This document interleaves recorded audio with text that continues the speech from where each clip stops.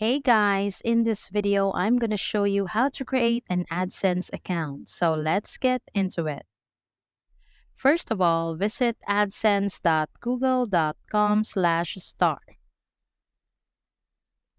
Click Get Started. Sign in to your Google account.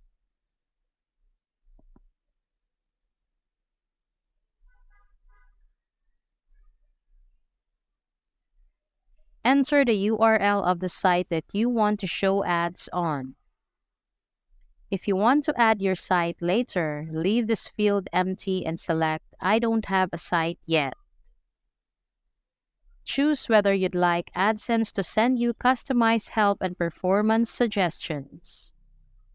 We recommend that you choose yes, so they can help you get more out of AdSense. Select your payment country or territory. Review and accept the AdSense terms and conditions. Click Start using AdSense. You're now signed in to your new AdSense account. So that's all for this video, guys. If this video was helpful, please give us a like. And don't forget to subscribe to our channel so you don't miss out our new uploads. Thanks for watching, and I will see you in the next one.